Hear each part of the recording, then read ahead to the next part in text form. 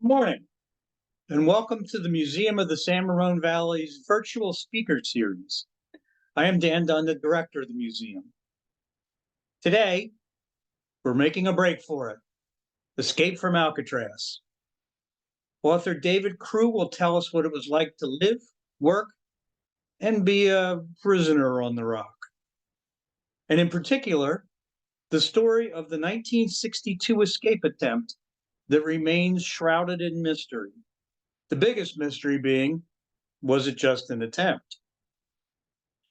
David's professional life has been in marketing and public relations. He is the author of a number of Boston based history books. His novel, Inseparable, which you see on the screen, is a result of his interest in the infamous prison and the story of trying to escape the island and a pair of brothers that may have just pulled it off. Please use the chat window at the bottom of the screen for any questions that you have. Feel free to send in questions at any time during the presentation, and we'll address them at the end. And maybe I can steal a little bit of thunder from David in saying, after you see this, we want to know your opinions too. So it's my great pleasure to welcome in David Kruh. David, it's yours. Well, thank you very much, Dan, and I really appreciate your invitation, and thank you to the museum for setting this up. Uh, Ironically, I've given this talk a number of times, but strictly to libraries and historical societies here in New England. I'm speaking to you from near Boston. I'm excited and very happy to be speaking to the San Francisco Bay Area and to some people who might actually personally remember what it was like way back in 1962 when they heard the story of what three men did escaping from Alcatraz. Um, I mean, worldwide, we're all fascinated by prisons. There's something about them. In Paris, people flock to the site of the Bastille. In Dublin, there's actually a waiting list for tickets to the infamous Gull. And where do you suppose is the number one paid tourist attraction in the San Francisco Bay Area? Of course, it is Alcatraz.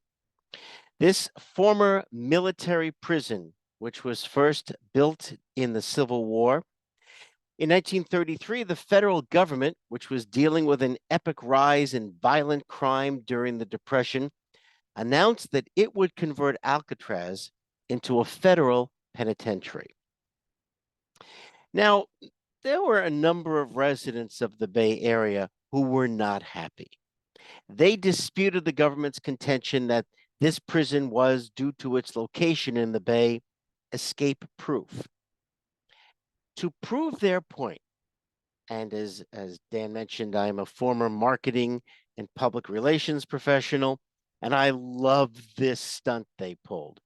This publicity stunt featuring Anastasia Smith, who in October of 1933 swam the 1.75 miles from Alcatraz Island to San Francisco in under an hour.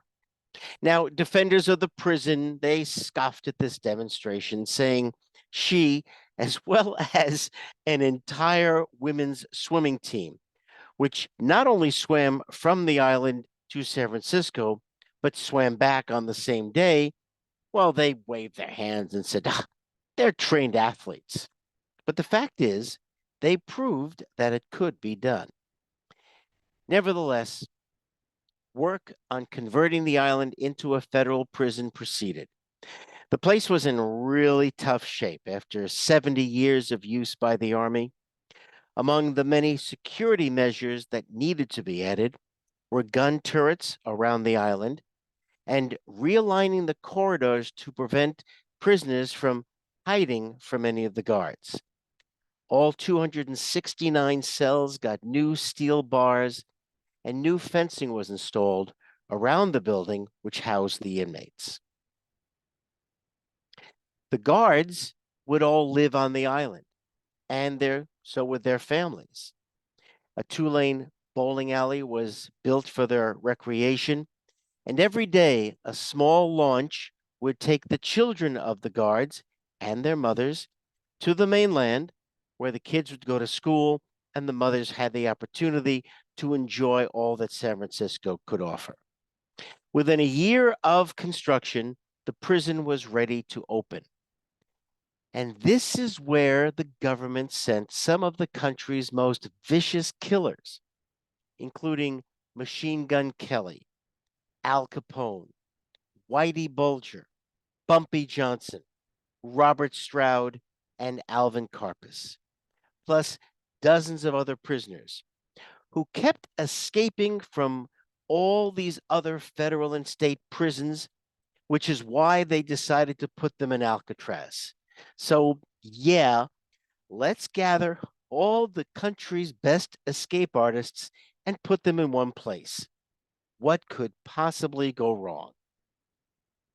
How about almost 36 escapes, many of which ended in the death of the escapees? But the most famous escape is the one to which we do not know the result, one which clearly has captured our imagination for over 60 years. It is the story depicted in the 1979 Clint Eastwood movie, Escape from Alcatraz. And it's all about that 1962 escape by 3 inmates. Let's meet them. We'll start with Frank Morris. Frank had the good fortune to be portrayed by Clint Eastwood in the 1979 movie. There's no easy way to talk about this. Frank had a pretty awful childhood. In 1937, when he was 11 years old, his parents abandoned him at a Washington, D.C. church. He spent time in an orphanage and was then placed in foster care, but he was never adopted. As a teenager, Frank started committing petty crimes and soon graduated to auto theft and armed robbery. After his capture and conviction for bank robbery, he was sentenced to the Louisiana State Penitentiary. Frank escapes, and he was pretty clever, managing to keep from getting captured for almost a whole year. After he was caught, and we can assume that the authorities were pretty pissed, they sent him to Alcatraz in 1960. This is Alan West. He was a car thief from New York City. Alan had the misfortune to be considered so unimportant to the plot of the Clint Eastwood movie that the movie's director, Don Siegel, didn't even use his real name in the picture. And I think as a way to diss, as the kids say, Mr. West, Don Siegel called his character Charlie Butts. Well, the real Alan West had been sent to Alcatraz in 1957 after several attempted escapes from prison. By early 1961, Frank Morris and Alan West were joined in Alcatraz by 2 brothers, John and Clarence Anglin.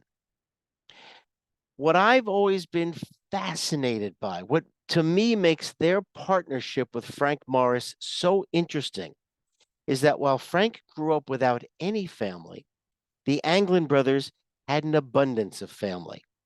They were among 13 children of George and Rachel Anglin, itinerant farm workers who followed the harvest between Florida and Michigan during the 1920s and the 1930s.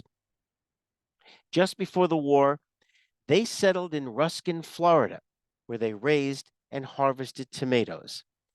That picture you see in between the 2 mugshots is of John and Clarence when they were young boys in Ruskin, Florida. The hope was that the stability of a permanent home would be enough to keep them on the straight and narrow, but it wasn't. And John and Clarence, along with their brother Alfred, began committing petty crimes around Ruskin, eventually graduating to gas station stick-ups and eventually a bank robbery. They were caught and convicted, and John and Clarence were sentenced to the federal penitentiary in Atlanta. After several escape attempts, both were sent to Alcatraz in early 1961. And that's where they met Frank Morris and Alan West. Now, an irony of Alcatraz was that it was chosen as a maximum security prison because it sat here in the middle of San Francisco Bay. But being in the middle of San Francisco Bay meant it was surrounded by salt water and salty air. And salt is very corrosive. So by 1961, Alcatraz was literally falling apart. And this was the weakness exploited by Morris, West, and the Anglins. 4 men who had spent countless hours figuring out ways to escape from different prisons all over the country. I know I'm now speaking as the novelist, but somehow it seems inevitable that these 4 men would gravitate towards each other and combine their experience, expertise, and skills to solve all the challenges confronting them, the biggest one being the Bay itself. Now, you folks who live in the San Francisco Bay Area know that the water in the San Francisco Bay is not very warm. In fact, it only makes it to the 50s and maybe, if you're lucky, the low 60s in June. And water doesn't have to be ice cold to kill you, like it did Leonardo DiCaprio's character in the movie Titanic. By the way, Rose could have let him on the door, just saying, but we move on. It only takes water under 70 degrees a few hours to cause hypothermia. And since the temperature of this water in June of 62 was in the 50s, it would be at about an hour or two before anybody who spent time in the water would lose consciousness, and death would follow in about 6 hours. So up until 1961, any escapees who had made it to the water, who weren't captured or shot, had drowned. Oh, and here's an interesting side note. To keep the prisoners from building up a resistance to cold, the water in the prison's showers were kept at a very high temperature. There were no spigots. The water temperature could not be adjusted. So, now the big question. How does one cross San Francisco Bay without getting into it? Well, according to the FBI, the answer was in an article in the November 1960 issue of Popular Mechanics. It described how a hunter used pieces of rubber to make goose decoys. To make the decoys waterproof, he used rubber cement. That's the kind you can buy in any stationery or drugstore. Turns out the chemical compound in rubber cement will fuse pieces of rubber together in a process called vulcanization. Now, issues of Popular Mechanics were available to inmates in the prison library, and rubber cement was among the art supplies made available to the inmates beginning in the late 50s. We know that Frank Morris read the magazine because after the escape, they found an issue with another article on how to make waterproof life vests using vulcanization in his cell. That's a pretty strong argument that this is where he got the idea to make the raft. Now, the next challenge. Where do you make a raft in a prison? They sure as hell couldn't do it in their cells. Most investigators believe it was Frank who noticed that on the other side of a metal vent at the back of every cell was a service corridor. There were bars in front of this opening. Frank, using the decaying condition of the prison to his advantage, chipped away at the concrete and around the vent until he could remove it. Then he squeezed into the corridor and began exploring. Sorry, I need to correct myself. There were no metal bars. There was just this metal vent. It was a cover that was kind of slapped on over that opening, which led to that corridor. Okay, so he shimmies his way through that opening now that he's removed the vent, and just above the cell block, he found a space under the roof of the prison.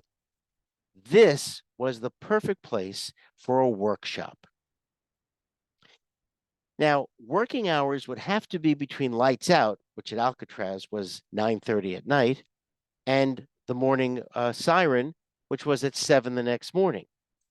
In between, guards patrolled the blocks of cells, and they would look in on the sleeping prisoners. They rarely rousted them, but they made it a point to make sure that the prisoners were in their cots, in their beds.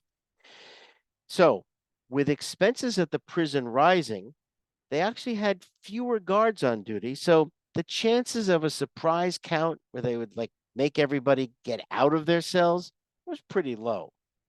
But the guards are still going to notice if any man is not in his bed. So now another irony pointed out to me by a U.S. Marshal who had worked on this case.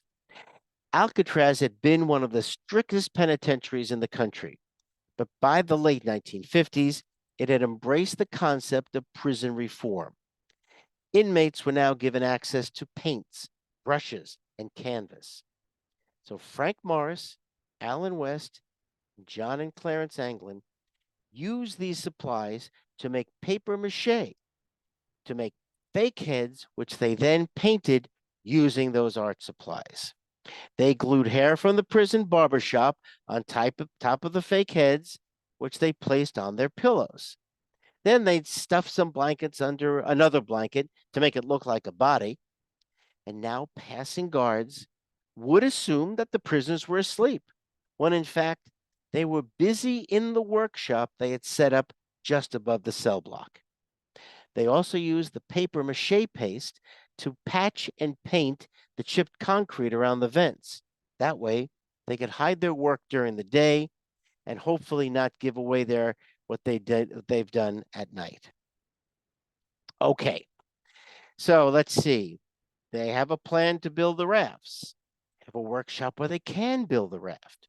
They have the arts program providing all the rubber cement they could possibly need. They had scissors, which they could also use, again, from the arts program. All they needed now were raincoats, and lots of them.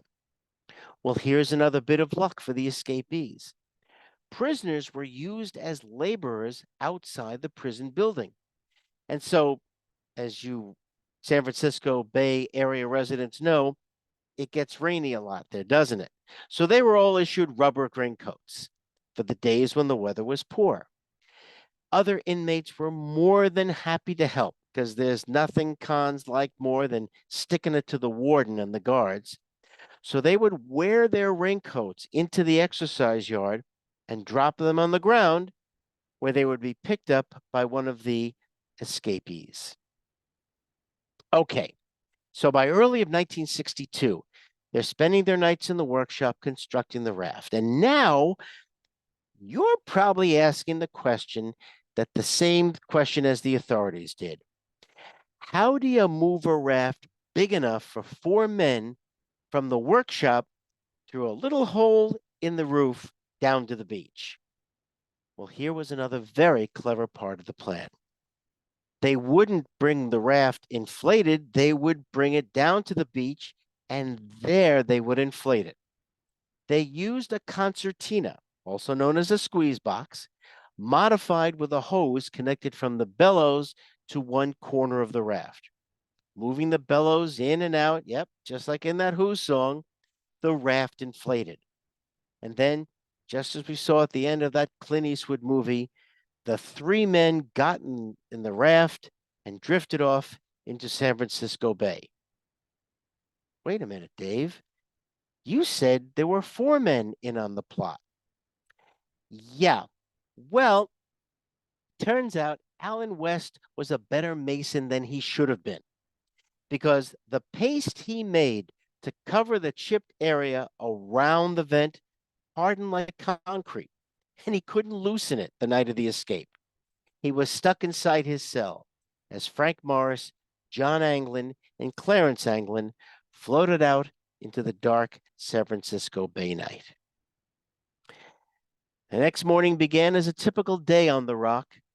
In some ways, Alcatraz was no different than hundreds of other prisoners in that the inmates would follow a strict routine, which began every day when a siren woke them up at 7 a.m. Prisoners were to get up, wash, make their beds, and then stand at attention at their cell doors. On the morning of June 12th, 1962, the guard assigned to B Block, we're looking at B Block now, began his walk down the corridor. He was to look every prisoner in the eyes. When he got to cell 138, he saw that Frank Morris was still in his cot, sleeping soundly. The guard entered Frank's cell and yelled at him to get up. Frank doesn't move. Now, disobedience is the surest way to get into trouble on the Rock. Get up, Morris, he commands, but the prisoner still didn't move. So the guard whips back the blanket. And that's when Frank's head rolls off the bed and onto the floor. Now, it took him a second, this guard, to process what he was seeing. A dismembered head, but no blood. And then he blew his whistle to summon for help. Within minutes, 2 more whistles echoed around B Block as the guards discovered the fake heads in both Anglin brothers' cells. Final count, 3 prisoners were gone. Somebody had to call this man, Warden Olin G. Blackwell, who was on vacation this week up at Lake Berryessa, his favorite fishing spot. Word was that the bass were biting this year, and Blackwell was having a great time until the game warden motored out to him in his rowboat and told Warden Blackwell that he had to call the prison ASAP. Meanwhile, the guards continued their search and found a morose and disconsolate Allen West in his cell, with his fake head and partially displaced vent cover. Wasn't too hard to figure out what happened. To help in their search for the escapees, the authorities offer Allen West a deal. Look, tell us everything you know about the escape, how they did it, but more importantly, where are they going? Do that, and we won't charge you with attempted escape, which, if we do, can extend your sentence big time. So West agrees, and he sings like a bird, spilling everything he knows, including what he claims is their intended destination, Angel Island, which is located just north of Alcatraz Island. Again, as my U.S. Marshal friend points out, this is testimony from a lifelong criminal, so perhaps we take it all at face value. But again, it's the only lead they've got. Now we come to what I always laugh at this part. This is a funny part of the story. You see, Allen West had a gripe. Throughout the interview, prison officials assumed that Frank Morris and his 130 IQ, yeah, they had measured it. The guy was borderline genius. But they assumed that Frank was the brains behind the scheme.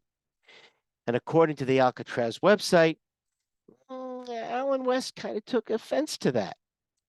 You know, Frank wasn't all the brains of this outfit, and he claimed it was he, not Frank Morris, who had solved many of the problems faced during the months leading up to the escape. Things like modifying the guts of a vacuum cleaner to be used as a motorized screwdriver at the moment they were going to remove the cover of the duct which would lead them to the prison roof, or the plan to collect raincoats from the other cons. And, you know, Allen West was really a man has his pride. Okay, so now we come to the biggest question of all. What happened to Frank Morris, John Anglin, and Clarence Anglin? Nobody, except perhaps those 3 men, really knows for sure. We don't have many clues, and there are just a few basic, incontrovertible, even the internet can't find an issue with the few facts that we have not up for debate. Let's start with the first, most important one, that no bodies or remnants of any bodies or any organic matter whose DNA can be tied to one of the escapees has ever been recovered. Second, 2 days after the escape, searchers found this makeshift paddle and this waterproof package of photos which belonged to the Anglins. Both were found floating off the southern end of Angel Island, the alleged destination, at least according to Allen West. Third, 9 days after the escape, shreds of rubber, just the same rubber used in the raft, which was from the raincoats, were found all the way near the Golden Gate Bridge. Fourth, on June 22nd, one of the makeshift life preservers was found, floating just 50 yards off of Alcatraz. There's a fifth tantalizing clue. I don't categorize it as an incontrovertible fact, and when you hear the story, I think you'll agree. On July 17th, 5 weeks after the escape, a body was seen by the crew members of this Norwegian freighter, which was about 20 miles northwest of the Golden Gate Bridge. The sighting noted that the body was clothed in full-length denim trousers, which some say was consistent with what a prisoner would be wearing. So, what's interesting is that this body seen by the freighter is a classic example of where we start to get really fuzzy, really foggy onto what's real and what's not a clue. So they saw a body. Could it have been one of the escapees? Coroners from jurisdictions around the bay said that the condition of the body, as described, they never recovered the body. They had to book it up to their destination. No one took a photograph. They simply noted in the log that they had seen this body and what they said the condition was. So the coroners were using the description to say, well, it's consistent with what we would expect for a body to be that had been in the salt water for 5 weeks. But the coroner for San Francisco disagreed. He even proposed another candidate, a man who had jumped off the Golden Gate Bridge just 5 days earlier. Oh, and there's one more thing about this sighting. The crew of the Nordfell, stout and hardy men they saw the body, they noted it in their log, and they went off to wherever they were going to deliver their load. And then they returned back to San Francisco in October of 1962, and that's when they notified the Coast Guard about the body. Why did they wait? Nobody knows. So much now becomes conjecture. Everything other than what I've just told you is pure conjecture. Could the men have made it to Angel Island or somewhere else around the bay? No expert will say it's impossible, but they will say it's highly unlikely. If you're a fan of the Mythbusters TV show, you might remember they did a whole episode on the escape, and they did prove a crossing with a homemade raft, just like they had constructed in the prison. It was possible. Then we have the case of inmate John Paul Scott.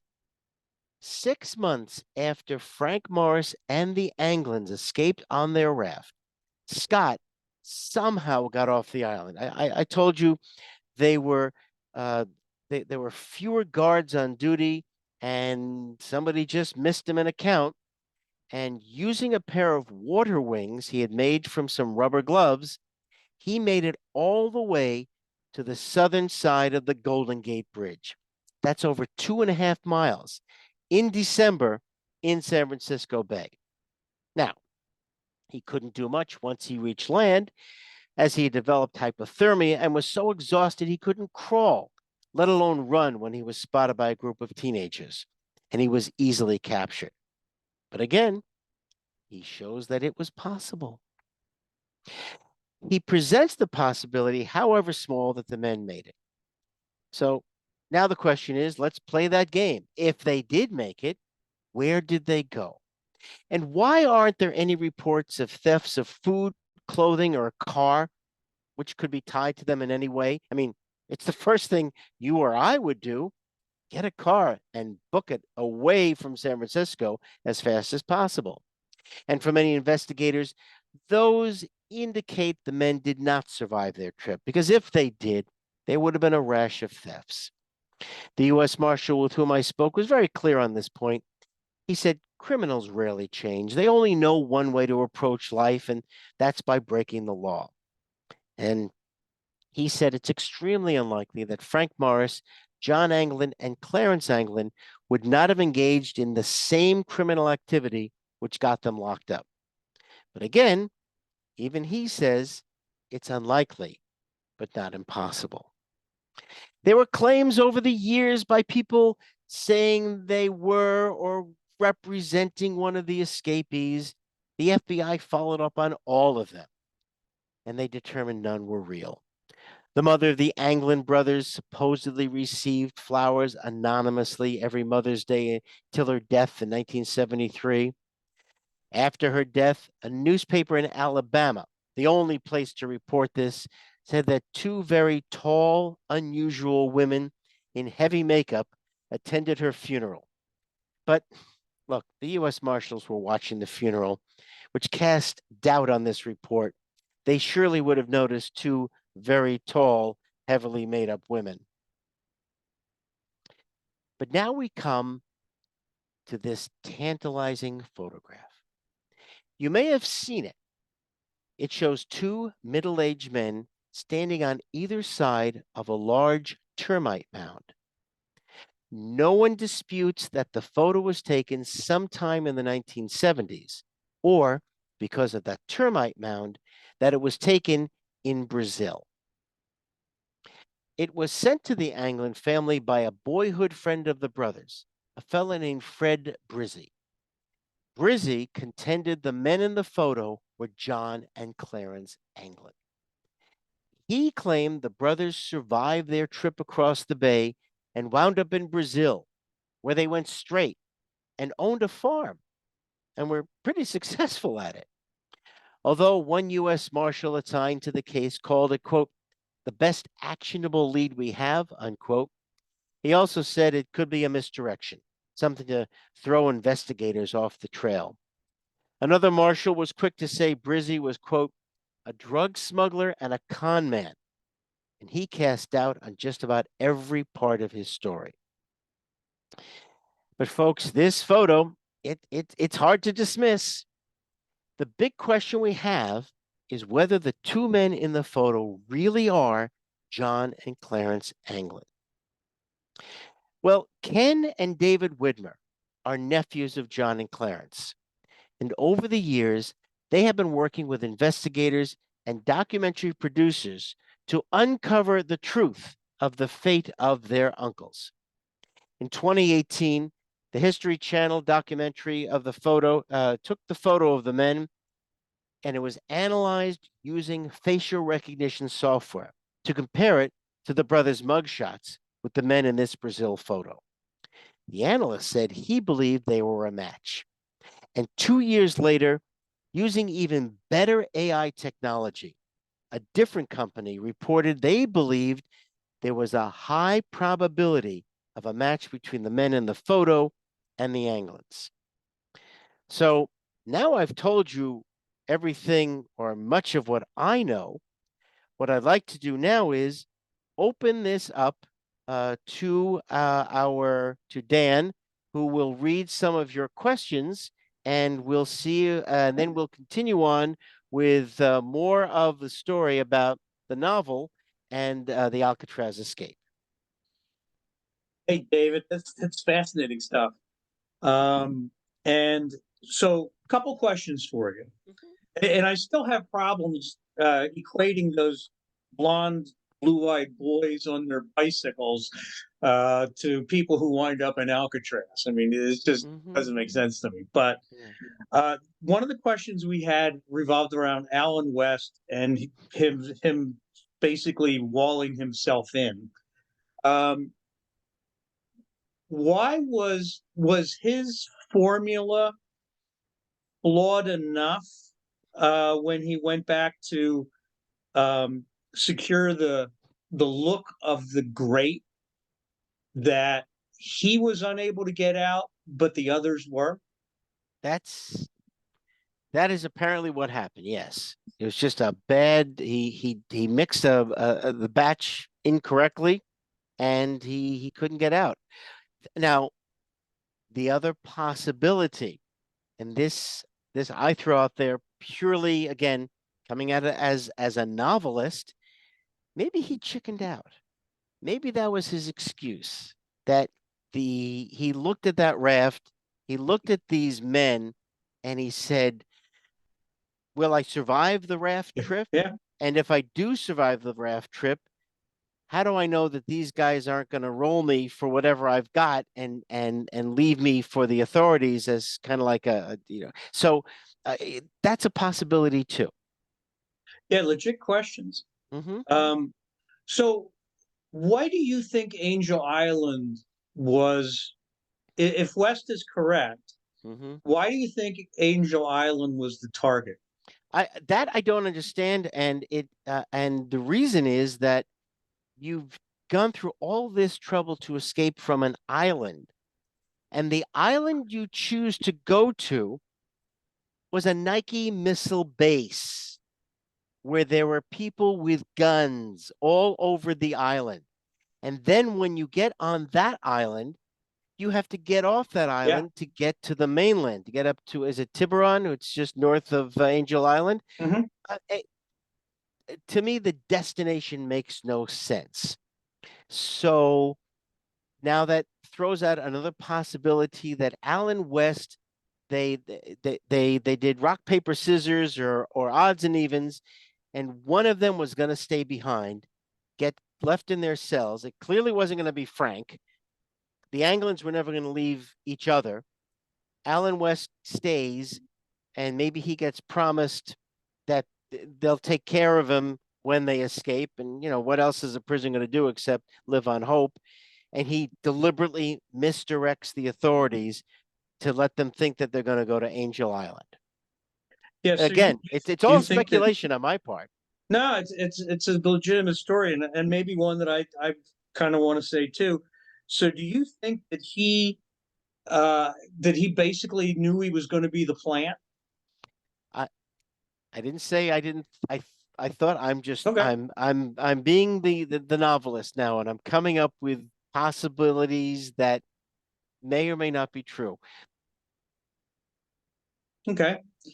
I think we should once again invite our audience members to, hit us up with some more questions, or, what do you think?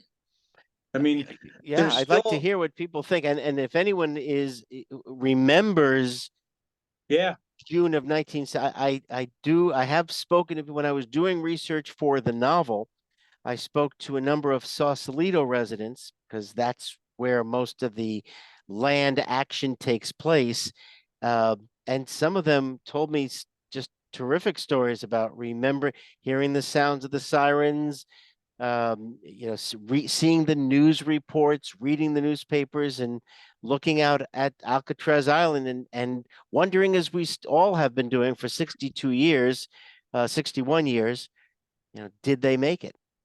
yeah. One of the cruelties of the place is that, on a calm summer evening with the breeze blowing the right way, Mm-hmm.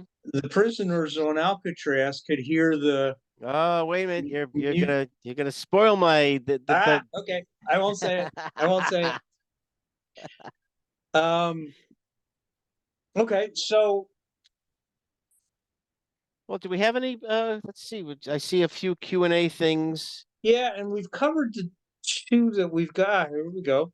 Oh, there's the Um, great question about the patching that Alan West did. Yes. yeah, And why and Angel so Island? Those are two great questions. Terrific questions. uh, hard to believe. And here's I might as well just read the comment.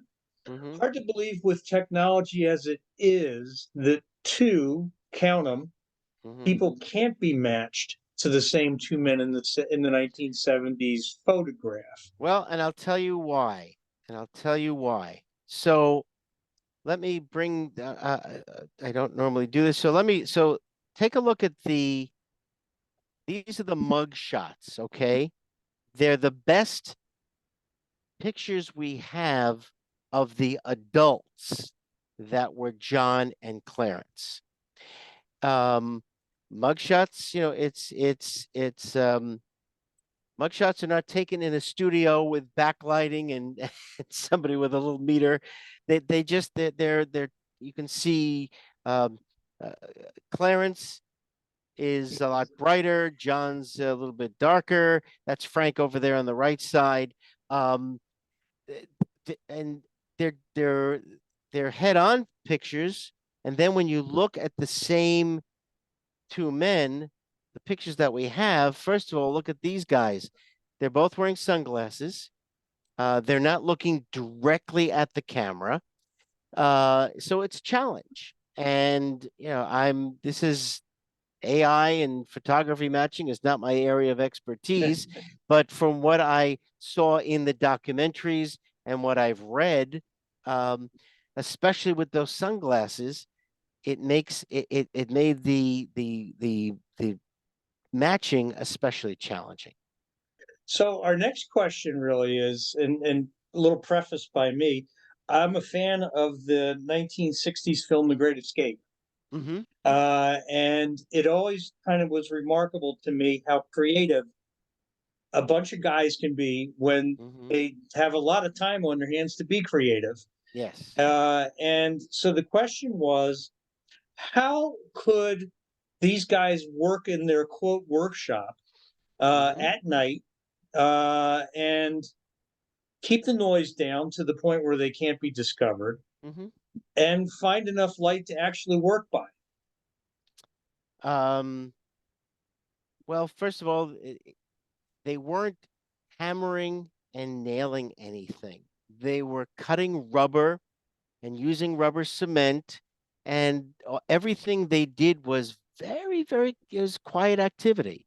Again, fewer guards as the prison was already being targeted for shutting down. And so, what happens when you know you're going to close down a prison or close down any facility? You're not putting money into it, and maybe you start pulling back and taking those guards and putting them in other prisons. So there were fewer guards to be walking around. Those guards that were there were very busy just watching the cells because there were fewer of them and they had to take more time doing rounds that normally might have been done by 20. Now it's only being done by 15. So that part seems, you know, I'm not going to slam the guards because they couldn't hear this. It was this space that they're working at. And by the way, lights are easy to come by. There's lights in every room, even up in those crawl spaces, and finding a light bulb is easy enough to take it out of a socket, put in your under your prison outfit. All that makes sense to me. That I don't have a problem with that part. Okay. Mhm. So kind of keeping in that, here we're back to the Angel Island thing. And maybe this Mhm. is more of a comment than a question, because you've already answered this question, basically. But, they were talking about Angel Island. You've already pointed out all of the problems with landing on Angel Island. And if you had a steering paddle or maybe a set of oars or whatever Mhm. they had, you would figure they would try to land someplace with a population base that they could blend into, right? Mhm. Yes.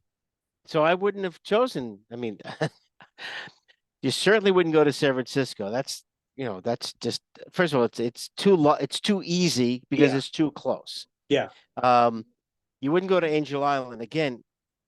There's men with guns. There's a lot of men with guns guarding Nike missiles. The base was being closed down, but there was still a lot of people on that island, and they must have known that, which is why in the novel I came up with the idea of Sausalito because it's a little closer than the Golden Gate Bridge. When you look at the way the currents were, and I tried to adhere as much to the reality of the bay, the water currents, the wind direction, and so on. And to me, if they landed anywhere, it would be somewhere south of Sausalito, and that's where they ended up in the book. The two, How, yeah, they, yeah. here's a question for me, I guess. You know the construction of their raft. Mm-hmm. How watertight would that have been? And you know, the I know people have made this swim. I know people that have done it. Mm-hmm. But I also remember recently watching a program or a bit of one where the host of the program attempted to swim the distance Mm-hmm. to San Francisco. And what he found was that, you know, you started to get the typical hypothermia symptoms, Mm-hmm. confusion, an inability to kind of concentrate and pick out where you are and where you're going. Mm-hmm. Do you think that the raft would have been sufficient enough to keep these guys out of the water enough so that they would not have suffered the typical effects of hypothermia, even not the ones that would have killed you in the end, just the ones that would have started to mess up your mental capabilities? Well, um, uh, what I have to say is it's in the novel. What Ah, I describe okay. is that the raft didn't survive the entire trip. That at some point, um, I mean, it's such a crazy way to build something, construct something that's going to carry you 2.5 miles. At some point, I imagined that the raft would burst, would spring a leak. And so they'd have to make the rest of the journey in the water. And so, uh, not trying to sell the book, although it'd be great if people bought it, but that's what I described because I agree with you. I don't see that the raft would likely have made it, and the fact that that it wasn't a whole raft that was found on a shore someplace. It were pieces of rubber consistent with the raincoats that lead you to believe, yeah, this thing probably burst apart at some point. So Angela wants to know about the letter that was Hmm. supposedly received by the Anglin's sister. Yes. Can you talk about that? Um, Or do you want to wait for the book? you know what? So next year, I mentioned Ken and David Widmer, the nephews of the Anglin brothers. Ken and an adventurer and documentary maker have collaborated on a book which will come out next year, which purports to tell the story of the escape and the successful escape of John and Clarence. And I believe that that letter may be a part of that story. I'm looking forward to the book coming out. I'd like to hear what because again, the Anglins would be in their 90s if they were still alive. But they purport to have found evidence, some sort of proof that they made it, and that letter, I I'm not sure, but that letter very well may be a part of the story that they tell. So, you know, thanks to the Norwegian merchant marine, but so we know now who we can depend on for stuff. Hmm. Um, were there any changes made to the arts program, to the materials that were available to the residents of Alcatraz? I mean, it Alcatraz, as I mentioned, was already slated to be shut down. So the escape happened in June of '62. The last inmate walked off of Alcatraz Island almost exactly a year later. By the way, and this is a great. I love this quote. Uh, as a writer, I always say, "Boy, I wish it was so great. I wish I'd written that." His name was Frank Merriwell, I think, and he was a lifetime crook, robber, burglar, and he's the last inmate, and he's about to step off the island onto the launch, and one of the reporters says, So what do you think about Alcatraz, this prison closing? And his quote is, Alcatraz wasn't no good for nobody. And I love that quote. It's just because the place was, whether you were a guard or the warden or the guys back in Washington, it into, up here, that's a great idea. Let's put a Yeah, prison in the middle of, but in terms of the cost of maintaining it, in terms of the cost of lives from those imbeciles who tried to escape, who sometimes just jumped into the water. It was horrible. It was a terrible idea, and obviously after only, well, let's see, 33 to 63, it was only a prison for 30 years approximately. So, at that point, did that? I don't think they really cared about the arts program or cared about, yeah. they just wanted to just. They started getting guys off that island. It was already in the works anyway. Couple more. Um, Yeah. the Brazil time period. If we Mhm. assume that the guards, when the brothers were, I won't use the word admit it, but sent to Alcatraz, they would have taken fingerprints, Yeah. and we've never had a match of those fingerprints from the guys in Brazil, right? Nobody's ever found the guys in Yeah, Brazil. yeah, So that's the okay. thing, unless you want to take the fingerprints of, every middle-aged white guy in Brazil, in 1973. No, so there was nothing to match to. And then, here's one from Judith that says, "Don't bodies float, or do they float for a short period of time?" And I think I can answer this one. It's kind of hit and miss. Some do for a period of time, a Hmm. lot don't. Yeah. So, There's a reason uh, that the mob uses cement shoes. They want to yeah, make sure the exactly. bodies are underwater. So Yeah. yeah, I mean, and again, it depends, it tends the way that the bodies drowned, how much water they took in, that sort of thing. It's Okay. so all right. Book So time, David. yes, sir. First of all, where can Yes. we find it? And then I think you still have some things Well, to say about the yeah, book. I do. So let's so what I love telling is the story of how I came up with the idea, because that's the question that a lot of folks ask.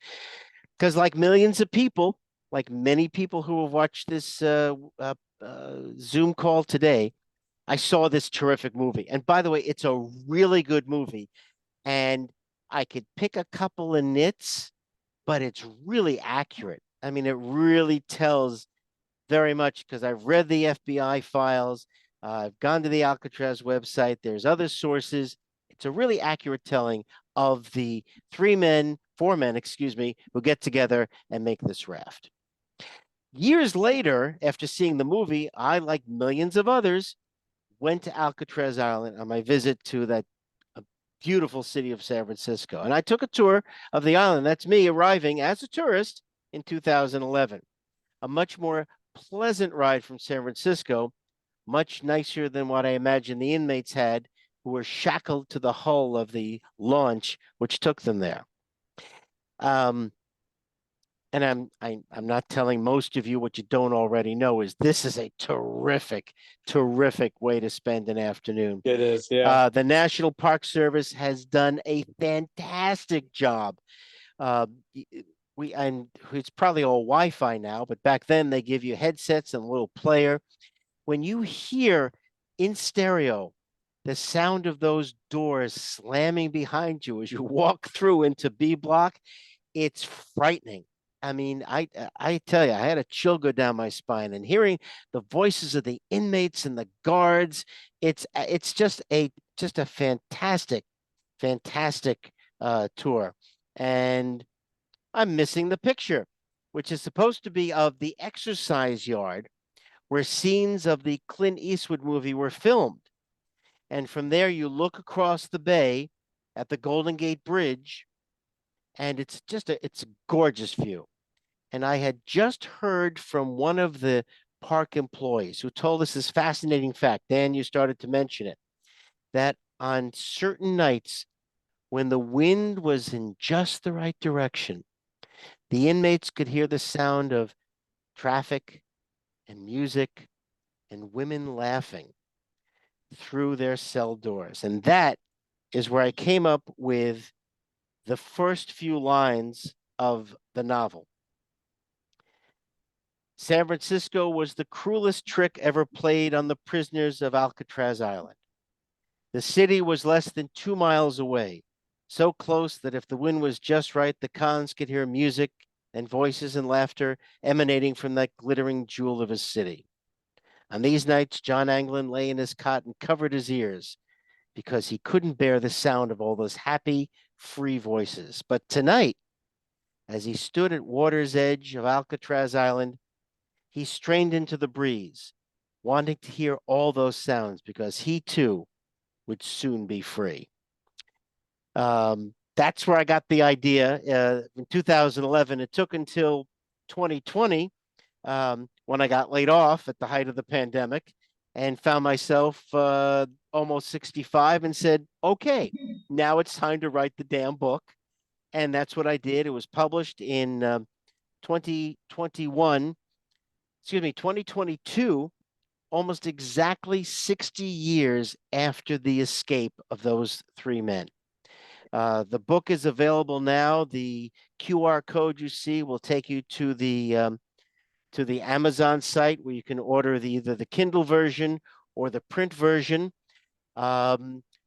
I have only one request of everybody who, and first of all, thank you all for attending. I hope you enjoyed yourself. If anybody here knows somebody at the Alcatraz gift shop, would you please email me? Because I think this would be a dandy book for them to sell, but I can't seem to get the right person who can say, yeah, give me 20 of those copies and let's see how it does. So that's what I'm hoping maybe will come out from today. Dan, thank you. Thank you, John. Thank you to the museum for having me today. I hope everyone here has had some fun. Well, David, this has been fascinating. I've had a blast. I know that people have been commenting that they enjoyed this very much. So thanks for your Good. storytelling and your research on the book. You now know where you can get the book, and if you happen to have a relative at the Alcatraz bookstore, hit them up. Yes, please. So thank you, David, and thank you all for viewing this morning. If you've missed any of our earlier programs, you can find them by going to the museum's website at museumsrv.org. David's program will appear early next week. Join us next time on Thursday, November the 16th at 11:30, when local author Kent Long will tell us the story of the Moraga Adobe. If you like these programs and want them to continue, we ask that you make a donation by going to the museum's homepage, museumsrv.org, and clicking on the very prominent Donate Now button. The museum is also in need of volunteers, so if you can give us some time, please contact us. I can join David. I hope you've enjoyed today's presentation. I certainly did. Stay safe, and thank you all for watching. Thank you again. Bye, everybody. Bye.